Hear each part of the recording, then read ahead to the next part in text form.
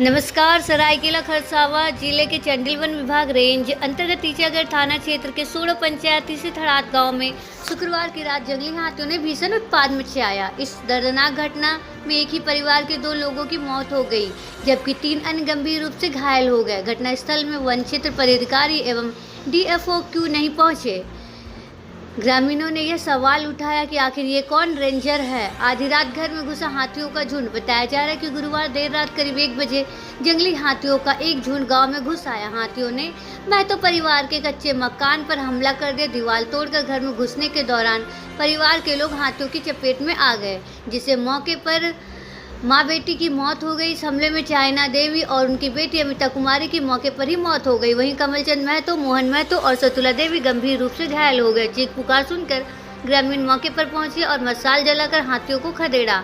सभी घायलों को तत्काल MGM अस्पताल जमशेदपुर ले जाया गया, जहां कमलचंद महतो की हालत नाजुक बनी हुई है। अन्य 2 घायलों का इलाज जारी। गांव में दहशत का माहौल है। घटना के बाद से हरात गांव में दहशत का माहौल है। ग्रामीणों ने बताया कि पिछले 1 सप्ताह से इलाके में 8 से 10 हाथियों का झुंड घूम रहा है। फसल को नुकसान पहुंचाने के बाद अब जानलेवा हमले हो रहे हैं। सूचना मिलते ही चांडिल रेंजर और टीचागढ़ थाना पुलिस मौके पर पहुंची। वन विभाग ने मृतकों के परिजनों को तत्काल 25-25 हजार रुपए की सहायता राशि दी। सरकारी प्रावधान के तहत 4-4 लाख रुपए मुआवजा देने की प्रक्रिया शुरू कर दी। घायलों के इलाज का पूरा खर्च वन विभाग उठाएगा। वन विभाग ने हाथियों को जंगल की ओर खदेड़ने के लिए टीम गठित कर दी। ग्रामीणों से रात में सतर्क रहने और जंगल की ओर न जाने की अपील की है। दलमा से पलायन कर रहे टीचागढ़ पहुंचे हाथी। माँ बेटी की मौत के बाद ग्रामीणों में आक्रोश।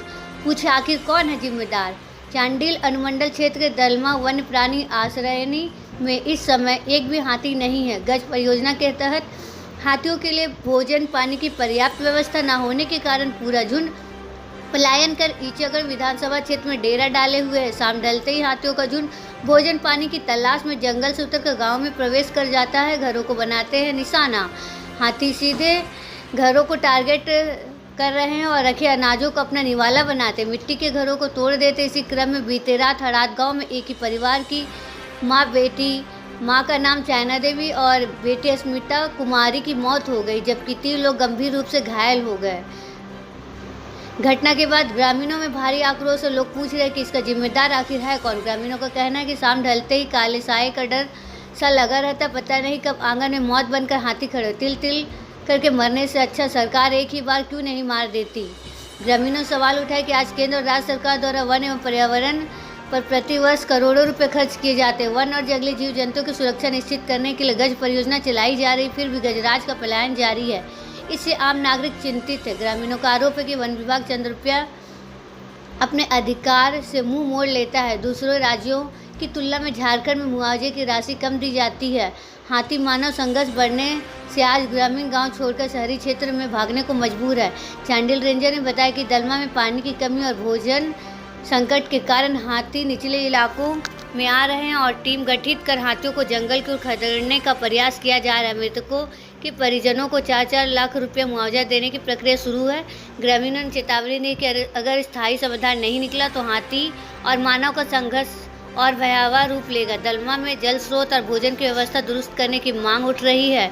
ग्रामीणों में पर्याप्त शिक्षा और जागरूकता के अभाव के कारण सारी घटनाओं का सामना वन विभाग के निचले स्तर के अधिकारियों को करना पड़ रहा है, क्योंकि ऐसी लगभग हर एक घटनाओं में उच्च अधिकारियों की उपस्थिति नदारद रहती है। वन क्षेत्र चांडिल के वनपालों का कहना है कि आज के घटनाक्रम में भी यही स्थिति देखने को मिला, जहां लोग रेंजर और DFO की खोज करें, वहीं अंत तक इन दोनों अधिकारियों के नहीं पहुंचने पर भी सवालिया निशान लग रहा है और विभाग की संवेदनशीलता पर भी प्रश्न चिन्ह उठता है। और मेरा गाँव है, उसमें एक परिवार को हाथी के चपेट से आने से 2 का मृत्यु हो गया और 2 घायल है। और इलाज के लिए घायल को ले गया विभाग और एक छोटा बच्चा है। तो मेरा मुखिया के हैसियत से और पब्लिक के हैसियत से कहना है कि वो बच्चा का देखभाल पढ़ाई लिखाई विभाग स्तर से जो पॉसिबल होगा वो किया जाए। देखिए, आज बहुत एक दुखद घटना हुआ है यहाँ पर हड़ात गांव में, जो लगभग 4-5 हाथियों का झुंड जो बंगाल की ओर से आया था कल रात में लगभग 10 बजे आसपास में इसका स्थिति लास्ट कोयलों में देखा गया था। अचानक से सुबह को लगभग 4 बजे आसपास में यहाँ पर आके अचानक से घर तोड़ दिया, जिसमें दब के 2 आदमी, एक पति पत्नी जो सोया हुआ था, जिसका नाम है मोहनलाल महतो और संतुला देवी। इनको गंभीर रूप से चोट लगा है, एक को कमर में और एक को कंधा में, तो गंभीर रूप से चोटिल है। इनका जो आवाज़ अचानक जब इनके ऊपर मिट्टी का दीवार गिरा तो ये डर के मारे जब चिल्लाए, तो उसको देखने के लिए जो बगल में घर था उससे उन्हीं का जो नातिन थी उसके साथ में जैसे निकला, इसका नाम हुआ चाइना देवी और अमिता बाला, ठीक है। तो ये माँ और बेटी हैं जो अचानक से घर से निकले और ऐसी परिस्थिति में क्या मुठभेड़ हो गया जंगली हाथी के साथ, जिसमें सीधा मुठभेड़ हो जाने के कारण वो दोनों आदमी को पटक के जंगली हाथी द्वारा मार दिया गया है। तो अच्छा, अभी आपका तरफ से क्या प्रावधान हुआ?